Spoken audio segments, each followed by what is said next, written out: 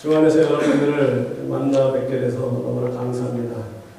오늘 아침 이렇게 집에 떠나면서 차 안에서 감사할 조건 세 가지를 생각해 봤는데요. 제가 말씀을 전하러 이렇게 다른 길 갈 때 지금 혼자 다니는데 혼자 오기는 조금 심심하겠더라고요. 그래서 아내를 모시고 주알밤에서 하나님의 대자연을 만끽하면서 오랜만에 오붓한 시간을 보냈고요. 아까도 소개해 주신 우리 집사님 말씀대로 일주일에 한 2번 뉴욕에 왔다 갔다 해요. 그러니까 2시간 왔다 갔다 하다 보니까 조금 더 걸린다라는 정도밖에. 그래서 2번 왔다 갔다 하면서 느낄 것은 내가 뉴욕에 다니면서 먼 거리를 다녔다고 생각하는데 아니구나. 펜실베니아 먼 거리에 다니면서 그것도 감사할 것 같고 끝으로 저희 아버님처럼 부흥회를 막 다니고 싶은데 오라는 데가 없어요. 그런데 최근에 들어서 오늘 또 마지막 주 중간에 또 다른 수련회 인도도 가고 10월달에 한국 집회도 가고 부교육자인데도 이렇게 갈 수 있는 것은 제 친구 목사님을 잘 둔 덕분에 그분이 또 유명한 부흥사예요. 여러분들 코스타 가신 분들은 인디아나 코스타 가신 분들은 그분을 아실 겁니다. 노진산 목사님이라고 저한테 참 잘해주시고 저도 잘하고 서로 잘하고 아주 관계가 참 좋은데 감사할 게 너무 많은 것 같아요. 그래서 특별히 제가 다음 주에 그 미시간에 가서 수련회를 인도하는데 오늘 주보를 보니까 월요일부터 금요일까지 기도 용사들이 계시더라고요. 한국에 계신 장관 목사님 위해서 기도할 때 한 10분의 1 정도 저를 위해서도 기도 부탁드립니다. 제가 오늘 왔다 그냥 갈 사람 같으면 부탁하는데 제가 마지막 주에 또 오거든요. 여러분들 부탁드리고요. 말씀을 상고하기 전에 같이 잠깐 기도하시겠습니다. 청년의 때 창조주를 기억하라는 말씀에 순종하여 주님 존전에 나와 예배드리며 하나님을 섬기는 주의 귀한 백성들 한 사람 한 사람 축복하여 주시옵고 이 부족한 종을 통해서 선포되는 말씀을 통하여 부활의 신앙을 갖고 승리하는 하나님의 귀한 자들을 다 삼아 주시옵소서. 시종을 주님께 의탁하옵고 감사드려 예수님 이름으로 기도드립니다. 아멘. 우리의 선조 아담과 하와의 범죄로 말미암아 모든 사람들이 죄 가운데 죽었고 멸망을 받게 되어 있는 이런 상황 속에서 하나님께서 인생들을 사랑하셔서 여자의 후손으로 당신의 아들 예수 그리스도를 구세주로 보내주시마 구원의 계획을 세우셨습니다. 그 구원의 계획에 있어서 먼저 한 사람을 택하시고 그를 통해서 한 민족을 이루시고 또 그의 자손 가운데 예수 그리스도를 보내시는 그 구원의 계획을 세우셨는데 그 한 사람이 바로 오늘 본문에 나온 아브라함입니다. 아브라함이 갈대우르에 있을 때 하나님께서 그를 부르셨고 그가 갈 바를 알지 못했지만 그 부르심에 응답함으로 말미암아 그 언약 관계가 성립이 되었고 어떤 한 사건을 통해서 그가 온전히 순종함으로 말미암아 그 언약 관계가 확고하게 되었는데 그 사건이 바로 오늘 본문에 나와 있는 아브라함이 시험을 받는 이 사건입니다. 그가 시험을 받은 이 사건은 쉬운 시험이 아닙니다. 인간적인 관점에서 보게 되면은 엽기적인 살인 미수국이에요. 지금 현대에 맞게 각색을 한다고 하면은 정 아무개 목사가 펜스테이트에서 공부하는 자기의 아들 18살 된 아들을 방문하고 그 아이를 데리고 근처에 있는 리너리 마운틴에 데려가서 차에서 칼과 밧줄을 빼고 올라가서 사슴 한 마리 잡자 데리고 올라갑니다. 어느 지점에 딱 가서 이 자리가 좋겠구나 속으로 생각해놓고는 갑자기 뒤통수를 때리고 기절시킨 다음에 밧줄을 묶어서 바위에 올려놓고 칼을 들어서 각을 띄고 내장을 다 꺼내고 그 몸을 불에 태워버리고 나중에 경찰한테 잡혀서 왜 이런 끔찍한 짓을 했느냐 했을 때 나는 창세기 22장에 있는 아브라함의 그 사건을 통해서 하나님의 그 능력을 실험하기 원했고 하나님의 음성을 듣기 원했다 하면 그 정말 엽기적인 사건이 아닐 수가 없죠. 끔찍한 일이 아닙니까? 근데 그 내용이 우리 본문에 나와 있어요. 여러분 시험을 당한다, 시험을 많이 받았다라고 생각할 때 누구의 이름이 떠오릅니까?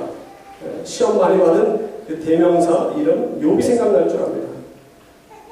욥이 하루아침에 모든 재산을 다 잃고 10자녀, 7아들과 3딸을 대풍으로 잃었습니다.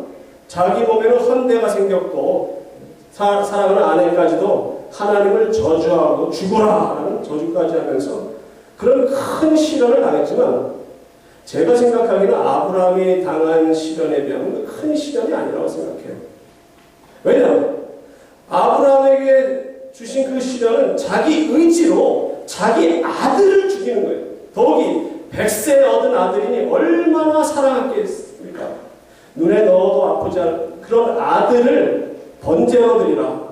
번제가 뭡니까? 닭을 띠고 내장을 다 꺼내서 불에 태워버리는 그런 시련을 하나님께서 그 시험을 하셨다는 겁니다. 그런데 이걸 통과했어요. 얼마나 놀랍습니까? 한 가지 제가 질문을 드리겠습니다. 이 산이 여러분들 이름을 아십니까? 어느 산에서 번제를 드리고자 했습니까? 아마 대부분 모리아산이라고 나올 겁니다. 그러나 성경 말씀을 자세히 보면 모리아산이 아니에요. 그 산의 이름이 나와 있지 않습니다. 모리아 땅에 있는 한 산에 가서라고 말씀하세요.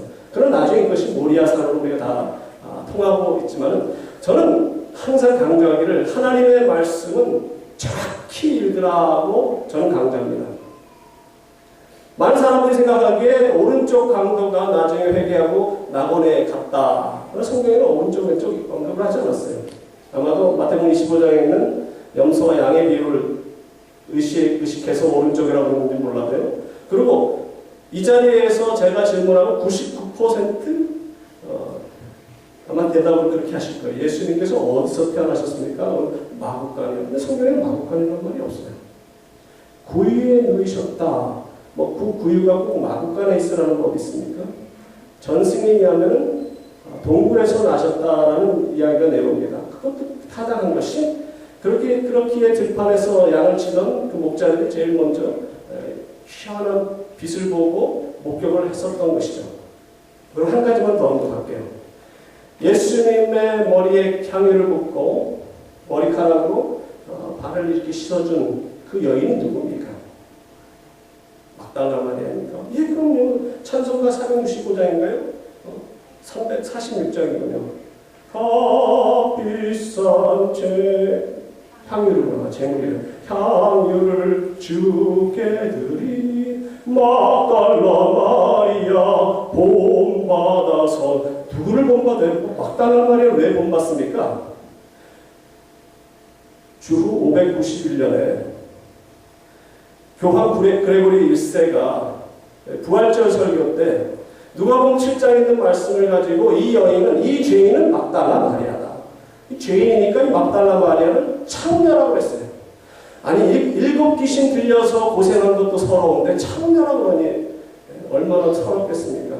가뜩이나 또 한국 교회 교인들의 피크닉에 가서 넌센스 퀴즈를 하면서 성경에 나오는 인물 중에 가장 거짓 근성이 강한 여인의 이름은 뭡니까? 막달라 마리아 이런 식으로 안 그래도 좀 신경이 쓰이는데 사람들이 지금 1422년 동안 찬송가를 부르면서 내가 아닌데 자꾸만 부르.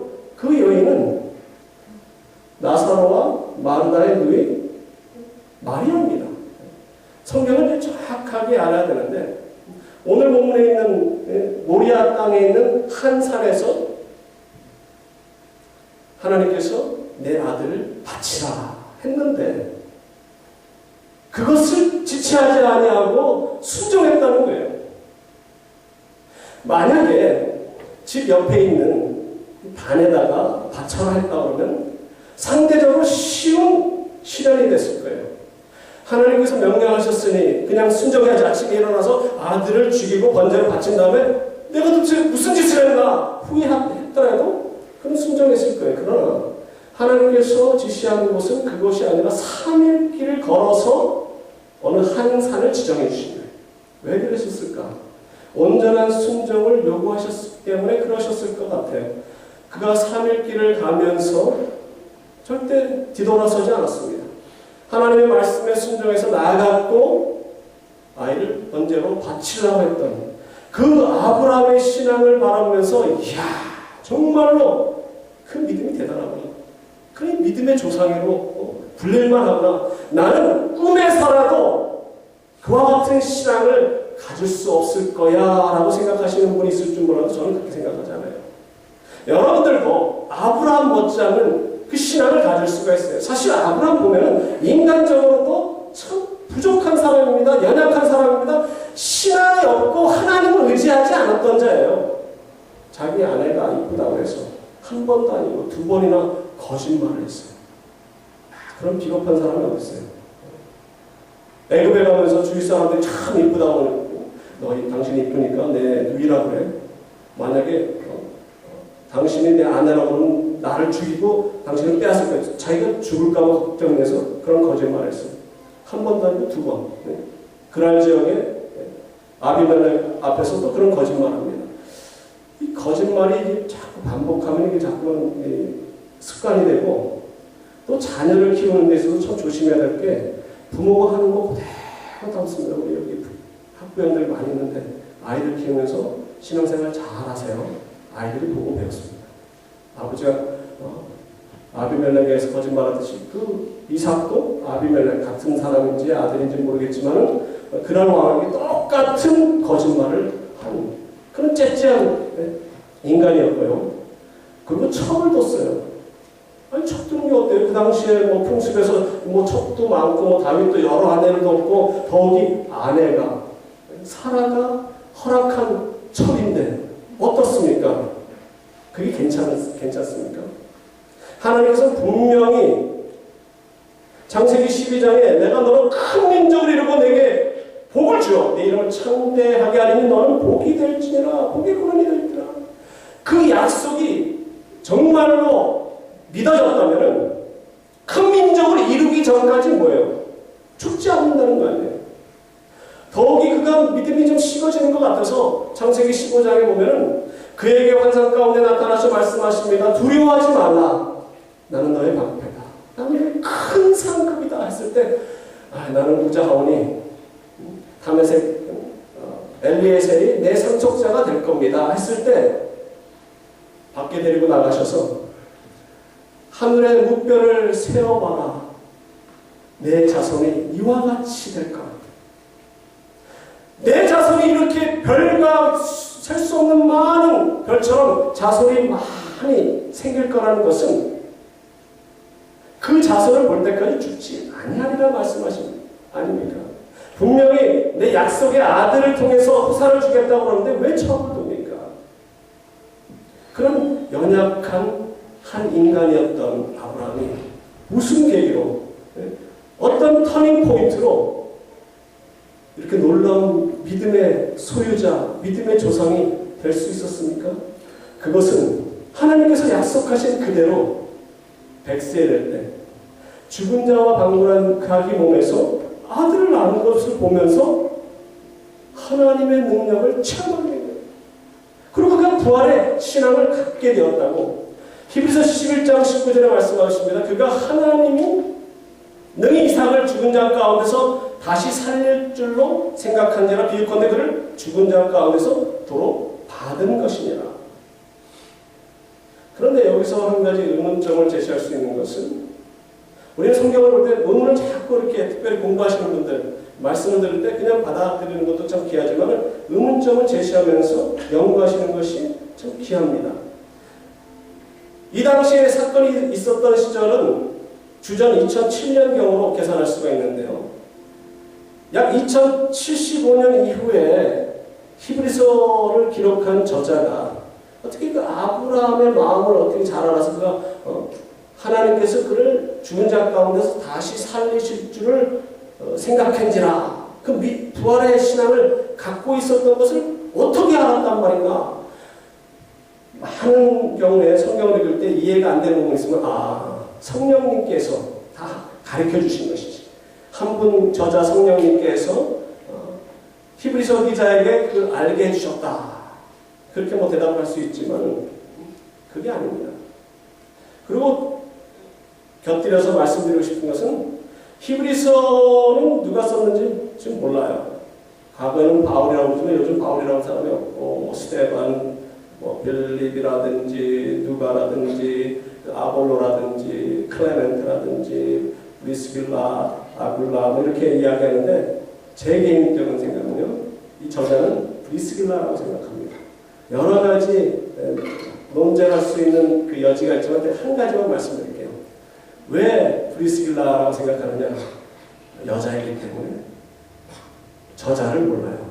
저자의 그 당시의 상황 속에서 저자의 이름을 밝힐 수 없기 때문에 브리스길라라고 생각합니다. 성령님께서 브리스길라 혹은 그 저자에게 그렇게 알게 해주신 것이 아니라 아브라함이 부활의 신앙을 갖고 있었다는 것은 오늘 본문에 나와 있습니다. 그게 바로 5절에 있는 말씀이에요. 여기서 기다리라. 내가 아이와 함께 저기 가서 경배하고 너에게로 돌아오리라. 그래도 이제 안타깝게도 여러분이 갖고 계시는 개역 한글판에는 정확하게 이해가 좀 안 됩니다. 그 이유는 중요한 주어가 빠졌기 때문이에요. 바로 경배하고와 너희에게로 사이 우리라는 낫수가 1인칭 복수가 있는데 이것을 빼뜨린 겁니다. 왜 저자가 이것을 빠뜨렸을까? 여러분들도 아다시피 주어절과 종속절의 주어가 같으면 빼뜨려도 돼요. 그러나 이런 상황에서 빠뜨리면 안 됩니다. 왜냐하면 그 아이와 함께 올라가서 혼자 내려올 건지 내가 이 아이를 죽이지만 하나님께서 그를 죽은 자 가운데서 살리셔서 그 아이와 함께 내가 너희에게로 우리가 오리라. 완전히 다릅니다. 그래서 킹제임스 버전에는 그 우리라는 게 없다가 뉴 킹제임스 버전에는 그걸 집어넣고요. 제가 갖고 있는 개역개정판에는 우리라는 것을 집어넣었어요. 여러분들 개역개정판으로 안 바꾸셔도 괜찮습니다. 저는 왜 개역개정판이 나왔는지는 이해가 안 돼요. 이렇게 나올 바에는 안 나오는 말도 못하는데 한국에서 돈 벌라고 이렇게 93년, 91년을 기억하는데요. 그 당시 나온 현대인의 성경이나 표준 세번역만도 못하는 것을 지금 나오는지는 이해가 안 되는데요. 그러나 이 부분에서는 잘 집어넣습니다.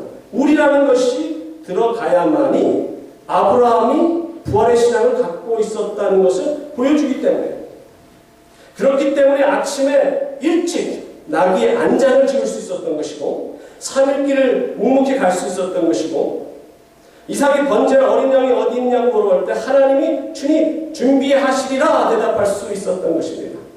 근데 저는 어렸을 때 주일학교 때 기억나는 것은 제가 기억력은 그렇게 좋지는 않지만 요거는 기억을 해요. 주일학교 선생님이 이 부분을 가르치는데 아버지한테 아버지 불과 칼은 있는데 번제할 어린 양은 어디 있습니까? 했을 때 아버지가 번제할 어린 양은 바로 너라! 이렇게 말하기로 하니까 그냥 둘러댔다는 거예요. 하나님이 친히 준비하실 거야. 그건 아니죠. 그가 부활의 신앙을 갖고 있었고 하나님이 친히 준비하실 거라는 그런 확신을 가졌다는 겁니다. 사실 아브라함과 우리가 유사한 것이 참 많습니다.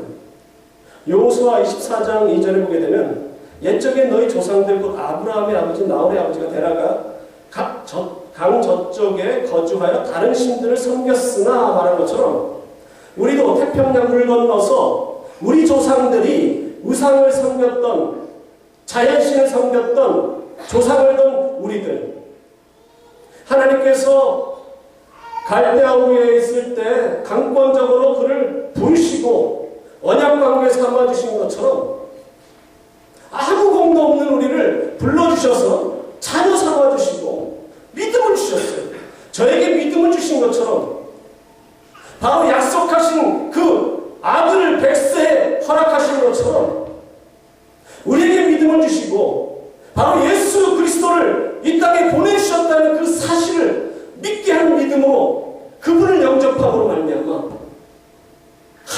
자녀가 되는 권세를 주신 이런 놀라운 은혜를 받은 우리들, 그와 같이 벌의 신앙을 가져야 됩니다.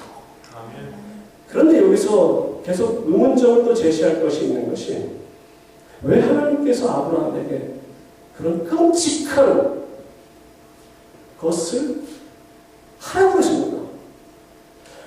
더욱이 암몬 자손의 우상인 몰록에게 자기 아들을 불 가운데로 바치는 번제를 드리는 것을 가장 싫어했던, 가장 증오하셨던 하나님께서 왜 똑같은 것을 요구하셨냐는 거예요. 이렇게 대답할 수도 있습니다. 하나님께서는 모든 것을 다 아시는 분입니다. 그가 순종할 것을 알기 때문에 그런 시험을 하셨고, 순종하고 하려고 할 때 같이 됐다, 거기서 끝나자, 이제 스탑하실 거 생각했기 때문에 모든 것을 미리 아시는 하나님께서 그냥 그렇게 명령을 하셨을 것이다. 마치 극단주의 켈빈주의자들처럼 택함 받은 자가 있고 택함 받지 않은 자가 있어서, 그럼 아무리 전도할 필요가 뭐가 있어요? 택함 받은 자가 있다고 그러면, 택함 받지 않았다고 그러면 전도해봤자 안 되고, 전도 안 해도 믿을 텐데. 켈빈이 말하는 것은 하나님의 주권입니다. 자꾸만 우리가 하나님의 관점과 사람의 관점을 혼돈을 해요. 정말 예정됐다고 생각하면요, 우리가 전도를 아니하면 큰일 납니다. 에스겔서 3장이나 33장에 보게 되면 파수꾼의 비유를 듭니다. 파수꾼이 적군이 쳐들어왔을 때 나팔을 불지 않음으로 인해서 사람들이 죽었으면 그 사람의 피를 너에게 묻겠다 말씀하신 것처럼, 그러면 하나님의 관점에서 하나님의 예정된 가운데 여러분 한 사람 한 사람을 통해서 20몇 명, 30몇 명, 어떤 분은 신앙정사로 275명이 여러분들을 통해서 말씀을 전하게 되어 있는 것이 예정되어 있는데, 여러분들이 게을러가지고 복음을 전하지 않았다면 하나님께서 그들의 피를 여러분들에게 묻겠다. 오휴, 전도 아니하면 큰일 나죠. 켈빈에게 예정대로 그렇게 생각하면 안 됩니다. 하나님의 관점과 인간의 관점. 그래서 성경은 두 가지를 계속 말씀하고 계십니다. 이것이 불충분해요. 하나님이 미리 아셔서 그렇게 하셨다. 그렇다면 11장에 있는 말씀처럼 그가 정말 칼로 죽이려고 할 때 아브라함아 왜 스탑을 시키셨습니까? 다 뻔히하시고 이제 어느 정도에서 야 됐다 이 정도 하시는데 왜 급하게 아브라함아 왜 부르셨는가? 그러면서 12절에 사자가 이르시되 이 아이에게 내 손을 대지 말라, 그에게 아무 일도 하지 말라, 내가 내 아들 내 독자까지도 내게 아끼지 아니하였으니 내가 이제야 내가 하나님을 경외하는 줄 아노라. 하나님은 우리를 로봇으로 만드시지 않으셨어요. 우리에게 자유의지가 있어요. 우리의 의지로 하나님을 예배하고 하나님을 찬양하고 하나님을 섬기기를 원해요. 로봇처럼 프로그래머로 다 돼 있는 게 아니라는 겁니다. 그러면 도대체 왜 이렇게 끔찍한 이런 시험을 아브라함에게 요구하신 겁니까? 그것은 인간의 죄로 말미암아 당신의 아들 예수 그리스도를 끔찍한 십자가의 형벌로 우리를 위해서 희생시키셔야만 하는 하나님의 그 아픈 마음을 사랑하는 아들을 가진 그 아브라함을 통해서 시험을 하게 하고, 그 아버지의 그 아픈 마음을 통해서 하나님이 당신의 마음을 우리에게 보여주는 이런 사건입니다.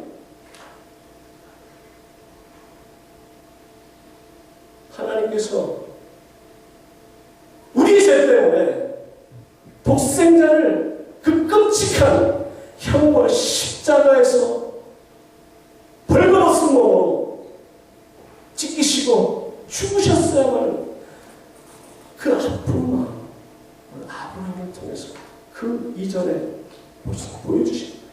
성경의 많은 부분이 하나님의 그 구원의 계획을 상징하면서 예수 그리스도를 상징하는 그런 인물들이 많이 나옵니다. 대부분의 유명한 인물들이 대부분 그렇죠. 이삭도 마찬가지입니다. 우리는 여기 본문에서 이삭의 그 믿음도 간과해서는 안 됩니다. 그건 정말 놀라운 믿음을 가진 자예요. 부활했기 때문에 어린 아이가 아닙니다. 성경의 히브리어에서 아이라고 하면 20세 미만을 다 아이예요. 제가 추측컨대는 그의 나이가 아마 18 내지 19이었을 것이라고 생각해요. 그러니까 나무할 번제해야 할 그 나무를 그에게 지고 올라가지 않았습니까? 18, 19에 한참 힘이 그냥 솟구치는 그 아이가 119세, 118세 되는 자기 아버지를 뿌리치면서 내가 왜 죽어야 됩니까? 충분히 할 수도 있지만 그는 묵묵히 가만히 있었어요. 왜 그렇게 가만히 있을 수가 있었습니까? 그거 역시 하나님께서 그에게 믿음을 주셨고 아버지를 신뢰하고 아버지가 하시는 대로 그냥 묵묵히 순종하는, 마치 예수 그리스도께서 골고다에 십자가를 지고 묵묵히 그 길을 가셨어야만 되는 것을 미리 이삭을 통해서 보여주십니다. 이 모든 것이 하나님이 하신 것이에요. 14절에 아브라함이 그 땅이 이름을 여호와 이레라 하였으면 오늘날까지 사람들이 이르기를 여호와의 산에서 준비되리라. 모든 것이 하나님께서 준비하신 겁니다. 구원의 계획도 아브라함을 통해서 당신의 마음을 보여주신 것도 이삭의 모습 속에서 예수 그리스도의 모습을 보여주신 것처럼 성경 구약에서 여러 번 말씀하신 것이 여호와의 열심히 이 일을 이루시리라. 하나님의 열심히 구원의 계획이 사람을 통해서 하나님이 다 준비하신 거예요. 다 하신 겁니다. 하나님께서는 종종 하나님의 백성들을 시험하십니다. 왜요? 축복하시기 위해서. 여러분들이 시련을 당했을 때 과거에는 야 이런 시련을 당했으면 내가 견디지 못할 텐데 이런 큰 시련을 주셨구나 감사하시기 바랍니다. 왜냐? 고린도서 10장 13절에 우리가 감당치 못할 시험을 허락치 아니하시고 시험 당할 즈음에 또한 피할 길을 내사 능히 이기게 하시는 하나님께서 여러분들한테 시련을 주시면 그만큼 여러분들이 신앙이 자랐기 때문에 그런 시련을 주시는 거예요. 그 시련을 통과할 때 하나님께서 놀라운 일을 여러분들을 통해서 하시기 위해서 그런 시련을 주시는 줄 믿으시기 바랍니다. 예수님의 공생애를 두 단어로 묘사할 수가 있어요. 죽으심과 부활입니다.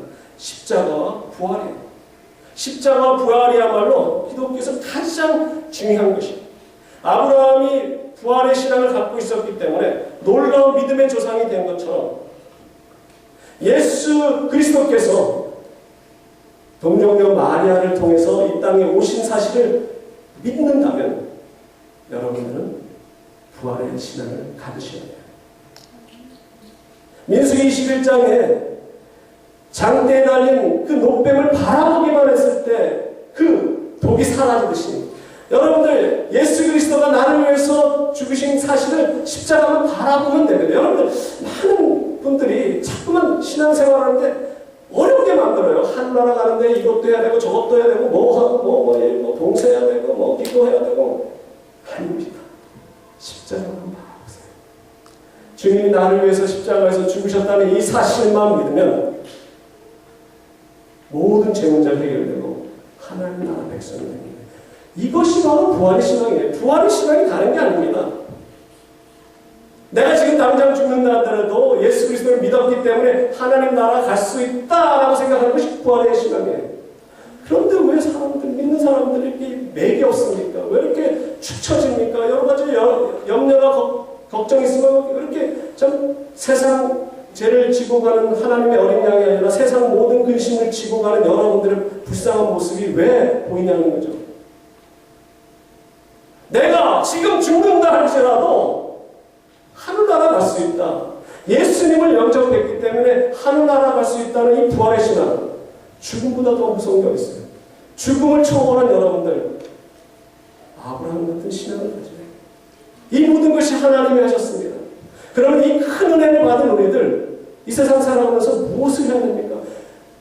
많은 거 아니에요. 딱 두 가지만 여러분들에게 말씀드리고 싶어요. 하나님을 사랑하는 것과 이웃을 사랑하는 것. 하나님을 사랑하는 것 중에서 가장 중요한 것이 뭡니까? 바로 지금 여러분들이 하고 계시는 거예요. 예배입니다. 아까도 살짝 언급했지만 제 추측이 아니에요. 아브라함이 사는 그 옆에 단이 있었다는 것은 다른 말씀에 보여줍니다. 그가 가는 곳마다 단을 쌓았어요. 그의 아들 이삭도, 손자 야곱도. 요셉은 종살이 하면서 또 총리하면서 그렇게 재단을 쌓을 수 없었지만 그들이 복을 받고 믿음의 조상들이 될 수 있었던 것은 예배입니다. 왜 한국이 정치도 엉망이고 자원도 없는 나라가 왜 이렇게 저렇게 든든하게 잘 살고 있냐는 거죠. 예배, 하나님의 성기이기 때문에. 그런데 교회만 크게 짓고 하나님의 뜻을 이루지 않으면 저는 두렵습니다. 사사기에 나오는 말씀처럼 옆에 이웃 나라를 들어서 몽둥이를 칩가게 항상 걱정해요. 왜 하나님께서 한국교회를 축복하셨습니까? 그 축복을 가지고 없는 자들, 가난한 나라들을 돕고 선교에 앞장서라고 했는데 그러지 못한 게 너무 많다. 하나님이 기뻐하시는 예배에 최선을 다하면요 하나님 축복하십니다. 그리고 이웃을 사랑하는 거예요. 그 이웃이 여러분들 옆에 있는 이웃들, 멀리 있는 이웃들만 이웃이 아니에요. 여러분들이 사랑하는 여러분들의 아내, 남편이 가장 가까운 이웃이에요. 여러분들의 부모님, 여러분들의 형제 자매들을 사랑하셔야 됩니다. 시어머니를 사랑하셔야 돼요. 왜 시어머니와 갈등이 있습니까? 종종 말합니다. 왜 에덴 동산이 낙원인지 저는 알겠어요. 그곳에는 시어머니가 없기 때문에 낙원했어요. 나는 시금치도 안 먹어요. 씨월드도 안 가요. 아니에요. 시어머니를 사랑하시고 시부모님을 사랑해요. 이웃을 사랑하는 거, 말과 혀로만 사랑하는 정말 실질적으로 사랑해야 돼요. 이삭을 보십시오. 그 믿음을 보십시오. 뭡니까? 나 죽었습니다. 근데 가만히 있네. 아버지, 나는 아버지를 죽었을 때 죽이든 살리든 난 마음 내놔세요. 이 자세가 모든 관계 회복의 키입니다. 왜 교회 목사 장로 간에 문제가 있습니까? 왜 부부 간에 문제가 있습니까? 왜 친구들 간에 문제가 있습니까? 자기 성질이 다 나와서 그래요. 하고 싶은 말 다 하고 하고 싶은 행동 다 하고 누군가가 나 죽었습니다. 가만히 있으면 싸움이 안 나요. 와이프가 옆에서 내가 말을 못하겠는데 저희는 부부싸움은 안 합니다. 왜냐하면 내가 성깔만 부리고 가만히 있으니까 싸움이 재미없어. 더 이상 싸움을 할 수가 없어. 한 사람이 여러분 내가 나 죽었습니다. 이게 힘든 겁니다. 내가 이렇게 설교를 하면 나도 안 돼요. 잘. 와이프가 나 죽었습니다. 가만히 있으니까 부부싸움을 안 해요. 우리의 삶 속에서 하나님의 그 은혜를 생각하면 하나님 기뻐하시는 그 예배 그리고 하나님이 기뻐하시는 이웃사랑 서로 사랑하고요. 그 다음에는 여러분들 열심히 공부하는 이유가 뭡니까? 훌륭한 사람 내에서 미국 내에서 가장 좋은 주립대 지금 다니시는 그 이유가 뭐예요? 열심히 공부해서 얻은 그 재능, 얻은 재산을 불쌍한 이웃들을 위해서 쓰기 위함으로 최선으로 다해서 공부하시기 바랍니다. 이것이 우리를 사랑하셔서 예수 그리스도를 통하여 우리를 구원하신 그 하나님의 구원에 보답하는 삶이 그 신앙을 갖고 부활의 신앙을 갖고 앞으로 어떤 낭만 속에서도 흔들림 없이 하나님만 찬양하고 이웃을 사랑하는 그런 하나님께 영광을 여러분과 제가 되기를 간절히 소망합니다.